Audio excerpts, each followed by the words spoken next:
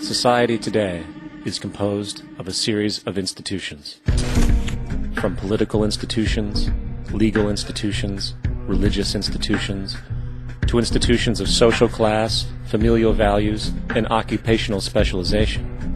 It is obvious the profound influence these traditionalized structures have in shaping our understandings and perspectives. Yet, of all the social institutions we are born into, directed by, and conditioned upon, there seems to be no system as taken for granted and misunderstood as the monetary system. Taking on nearly religious proportions, the established monetary institution exists as one of the most unquestioned forms of faith there is. How money is created, the policies by which it is governed, and how it truly affects society are unregistered interests of the great majority of the population.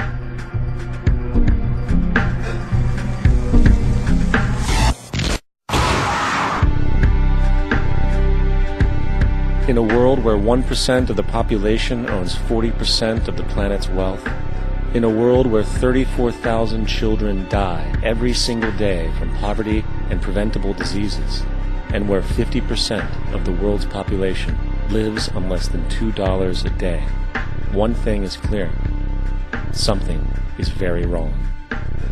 And whether we are aware of it or not, the lifeblood of all of our established institutions, and thus society itself, is money. Therefore, understanding this institution of monetary policy is critical to understanding why our lives are the way they are. Unfortunately, economics is often viewed with confusion and boredom. Endless streams of financial jargon coupled with intimidating mathematics quickly deters people from attempts at understanding it.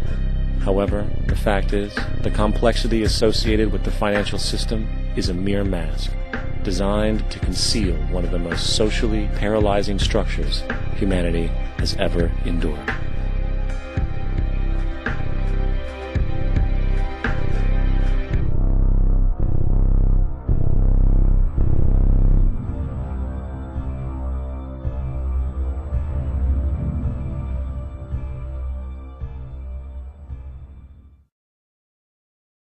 A number of years ago, the Central Bank of the United States, the Federal Reserve, produced a document entitled Modern Money Mechanics.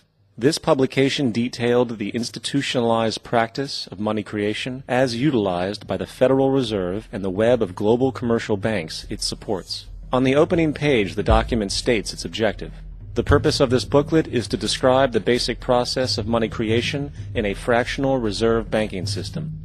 It then proceeds to describe this fractional reserve process through various banking terminology, a translation of which goes something like this.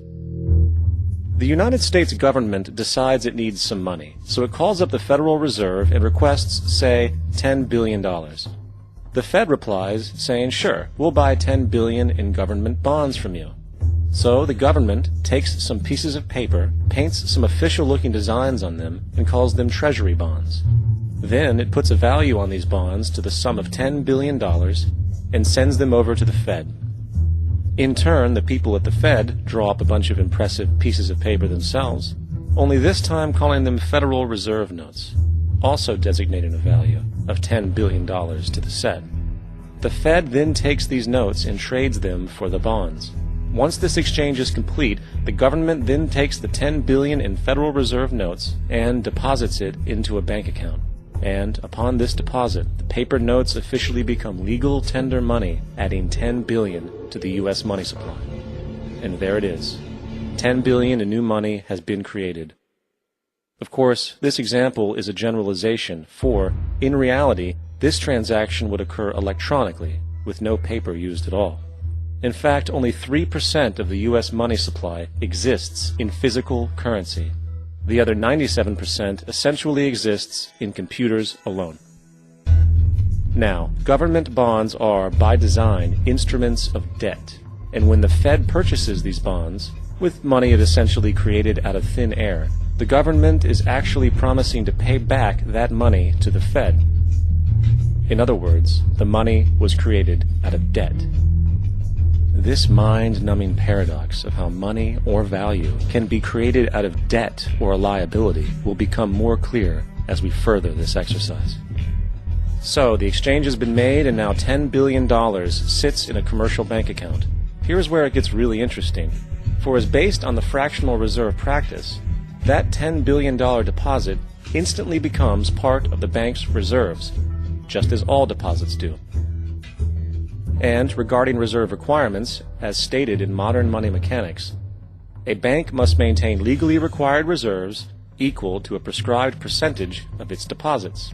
It then quantifies this by stating, under current regulations, the reserve requirement against most transaction accounts is 10%. This means that with a $10 billion deposit, 10% or $1 billion is held as the required reserve, while the other $9 billion is considered an excessive reserve and can be used as the basis for new loans. Now, it is logical to assume that this $9 billion is literally coming out of the existing $10 billion deposit. However, this is actually not the case. What really happens is that the $9 billion is simply created out of thin air on top of the existing $10 billion deposit. This is how the money supply is expanded. As stated in modern money mechanics, of course they, the banks, do not really pay out loans from the money they receive as deposits. If they did this, no additional money would be created. What they do when they make loans is to accept promissory notes, loan contracts, in exchange for credits, money, to the borrower's transaction accounts. In other words, the $9 billion can be created out of nothing simply because there is a demand for such a loan and that there is a $10 billion deposit to satisfy the reserve requirements. Now, let's assume that somebody walks into this bank and borrows the newly available $9 billion. They will then most likely take that money and deposit it into their own bank account. The process then repeats, for that deposit becomes part of the bank's reserves. 10% is isolated, and in turn 90% of the $9 billion, or $8.1 billion, is now available as newly created money for more loans. And, of course, that 8.1 can be loaned out and redeposited, creating an additional 7.2 billion, to 6.5 billion, to 5.9 billion, etc. This deposit money creation loan cycle can technically go on to infinity. The average mathematical result is that about $90 billion can be created on top of the original $10 billion. In other words, for every deposit that ever occurs in the banking system, about 9 times that amount can be created out of thin air. Money jitters. Ask the obliging Bank of America for a jar of soothing instant money, M-O-N-E-Y, in the form of a convenient personal loan. So, now that we understand how money is created by this fractional reserve banking system, a logical yet elusive question might come to mind. What is actually giving this newly created money value? The answer? The money that already exists. The new money essentially steals value from the existing money supply. For the total pool of money is being increased irrespective to demand for goods and services. And as supply and demand finds equilibrium, prices rise, diminishing the purchasing power of each individual dollar. This is generally referred to as inflation, and inflation is essentially a hidden tax on the public. What is the advice that you generally get? And that is, inflate the currency. They don't say debase the currency. They don't say devalue the currency. They don't say cheat the people who are saved.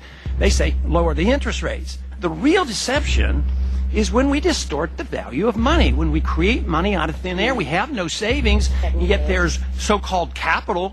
So my question boils down to this. How in the world can we expect to solve the problems of inflation, that is, the increase in the supply of money, with more inflation? Of course, it can't. The fractional reserve system of monetary expansion is inherently inflationary. For the act of expanding the money supply, without there being a proportional expansion of goods and services in the economy, will always debase a currency. In fact, a quick glance at the historical values of the US dollar versus the money supply reflects this point definitively, for the inverse relationship is obvious. $1 in 1913 required $21.60 in 2007 to match value. That is a 96% devaluation since the Federal Reserve came into existence.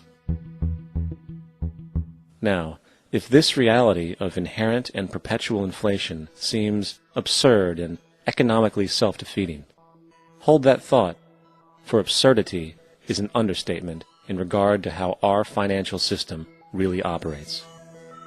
For in our financial system, money is debt, and debt is money.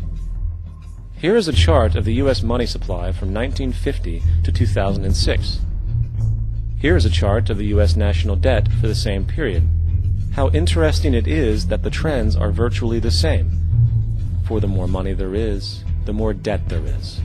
The more debt there is, the more money there is. To put it a different way, every single dollar in your wallet is owed to somebody by somebody. For remember, the only way the money can come into existence is from loans. Therefore, if everyone in the country were able to pay off all debts, including the government, there would not be $1 in circulation.